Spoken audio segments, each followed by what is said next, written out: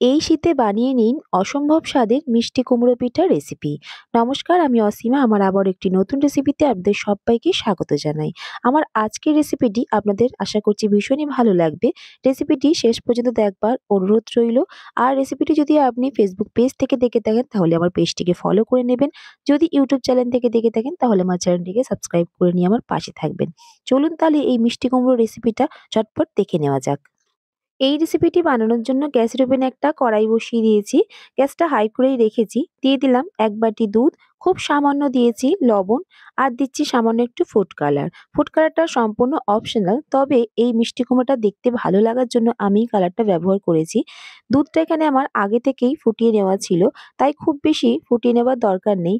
দুধ দেখুন ভালোভাবে গরম হয়ে এসছে। এই সময় দিয়ে দিচ্ছি আমি ১ বাটি চালের গুঁড়ো। চালের গুঁড়োটা আস্তে আস্তে করে চারিদিকে বেশ ভালো করে চাড়িয়ে দিচ্ছি। আর গ্যাসের আঁচটা কিন্তু একেবারেই এবার লো করে দেব। লো আঁচে একটু ভালো করে মিশিয়ে নিতে হবে চালের গুঁড়োটাকে। তারপরে ঢেকে দিয়ে কিছুক্ষণের জন্য রেখে দেব। লো ফ্লেমে কিছুক্ষণ ঢেকে রেখে দিলে চালের গুঁড়োটা খুব ভালোভাবে সিদ্ধ হয়ে যাবে। দেখুন চালের গুঁড়ো এখানে খুব ভালোভাবে সিদ্ধ হয়ে গেছে। এবার আস্তে আস্তে একটা খুন্তির সাহায্যে চারিদিকে মিশিয়ে নেব। আর গ্যাসের আঁচ লো করেই রাখতে হবে। খুব ভালো করে দেখবেন মেশাতে মেশাতে একটা দলায় পরিণত হয়ে যাচ্ছে। আর জল কিন্তু খুব ভালোভাবে দেখুন শুকিয়ে এসছে। ঠিক এইরকম ভাবে ভালো করে এটাকে মিশিয়ে একটা দলায় পরিণত করে নিতে হবে। আমার আজকের রেসিপি যদি আপনাদের ভালো লাগে অবশ্যই একটা লাইক করে দেবেন। আপনাদের একটা লাইক পরবর্তী রেসিপি বানাতে আমাকে অনেকটা মোটিভেট করে। দেখুন ঠিক এইভাবে আমি একটা ডো তৈরি করে নিয়েছি। গ্যাসের আঁচ এবার অফ করে দিলাম। এই ডোটাকে কিছুক্ষণ অন্য পাত্রে ঢেলে রেখে দিলাম, ততক্ষণ একটু ঠান্ডা হয়ে আসবে। চলুন এদিকে নারকেলের পুরটা বানিয়ে নেওয়া যাক। একটা ফ্রাই প্যান গ্যাসের ওভেনে বসিয়ে দিয়েছি আর সামান্য একটু নারকেল কুড়ো নিয়েছি।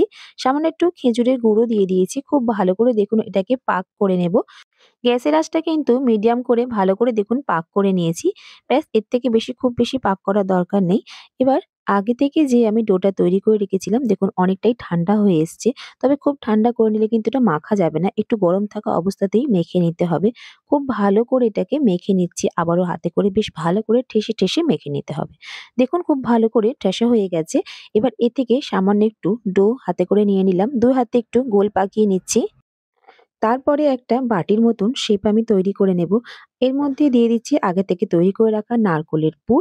ব্যাস ২ হাতে করে এবার মুখটাকে খুব ভালো করে আমি বন্ধ করে দিচ্ছি। আবারও খুব ভালো করে আস্তে আস্তে গোল পাকিয়ে নেব। নিয়ে একটা চামচে করে একটু এইরকম করে কাট লাগিয়ে দেব। চামচটা অবশ্যই একটুখানি সাদা তেল বা ঘিয়েতে মাখিয়ে নেবেন। ঠিক এইভাবে দেখুন কাট লাগিয়ে নিচ্ছি আর কতটা সুন্দর দেখুন তৈরি হয়ে যাচ্ছে এই মিষ্টি কুমড়ো পিঠা। দেখতে কিন্তু অসম্ভব সুন্দর হয় বন্ধুরা। অবশ্যই একবার ট্রাই করে দেখতে পারেন। উপর দিকটা একটু চেপে দিচ্ছি দেখতে ভালো লাগার জন্য। দেখুন তো কেমন লাগছে? অবশ্যই কিন্তু কমেন্টে জানাবেন যেটা দেখতে কতটা সুন্দর হয়েছিল। চলুন আরো একটা বানিয়ে আপনাদেরকে দেখিয়ে দিচ্ছি। সেই একই প্রসেসে কিন্তু আমি নিয়ে নিয়েছি। আর ২ হাতে করে এরকম করে একটু মুড়ে আবারও গোল পাকিয়ে নিলাম। অবশ্যই এই রেসিপিটা বাড়িতে বানিয়ে দেখবেন। ছোট থেকে বড় সবাই কিন্তু ভীষণই খুশি মনে খাবে। আর আপনার তো হাতের তারিফ করতেই থাকবে। দেখতেই পেলেন বন্ধুরা কতটা সহজে এই পিঠাগুলো বানানো হয়ে যায়। এই একইভাবে আমি সব পিঠাগুলোই বানিয়ে নিচ্ছি। এই পিঠাগুলো যতটাই সুন্দর দেখতে হয় খেতেও কিন্তু ভীষণই ভালো হয়। চলুন সব পিঠাগুলো আমার বানানো হয়ে গেছে। তবে দেখতে ভালো লাগার জন্য আমি কিন্তু ২ খানা পাতাও বানিয়ে নিয়েছিলাম। একইভাবে কিন্তু সেই চালের গুঁড়োটার মধ্যে একটু ফুড কালার দিয়ে দিয়েছি। গ্রিন ফুড কালার দিয়ে ঠিক এইরকম করে আমি পাতাগুলো বানিয়ে নিয়েছি। তবে এটা সম্পূর্ণ অপশনাল। দেখতে ভালো লাগার জন্যই শুধু আমি করেছি। তারপরে গ্যাসের ওভেনে একটা কড়াই বসিয়ে দিয়েছি। কিছুটা পরিমাণে জল নিয়েছি। তারপরে একটা জ্বালতি থালা বসিয়ে দিলাম। উপর থেকে আমি পিঠাগুলো সব একে একে সাজিয়ে দিয়েছি। আর পাতাগুলো কিন্তু অবশ্যই আমি দিয়ে দিলাম। ব্যাস এবার রেখে দেবো ১০ থেকে ১৫ মিনিট। ১৫ মিনিটের মধ্যেই দেখবেন পিঠাগুলো খুব সুন্দরভাবে রেডি হয়ে গেছে। দেখুন কত সুন্দর করে পিঠাগুলো সিদ্ধ হয়ে গেছে। দেখতে কিন্তু ভীষণ ভালো লাগছে। চলুন কুমড়া তো বানানো হলো। তবে এর পিছনের দিকে ডাঁটিগুলো, বোটাগুলো সেগুলোকেও কিন্তু বানিয়ে নিচ্ছি। ব্যাস এরকম করে একটু লবঙ্গ গেঁথে দিয়েছি। দেখুন আমাদের পিঠা কিন্তু একেবারেই রেডি হয়ে গেছে। কেমন হয়েছে অবশ্যই কিন্তু কমেন্টে জানাতে একেবারেই ভুলবেন না।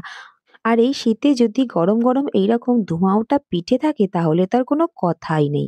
তাই না বন্ধুরা? চলুন এবার ভেতরের দিক থেকে ভেঙে দেখিয়ে দিচ্ছি কতটা সফট হয়েছে আর কতটা সুন্দর হয়েছে। দেখতে কিন্তু বেশ ভালো লাগছে। আমি তো অনেকবার খালি এটাকে দেখেই যাচ্ছি যে এতটা সুন্দর দেখতে হয়েছিল। এবার ভেতরের দিক থেকে একটু ভেঙে দেখিয়ে দিই। আর ভেতরে দেখুন কতটা সুন্দর পুরে ঠাসা মিষ্টি কুমড়ো। তাহলে বন্ধুরা আজকের মতন এই পর্যন্তই।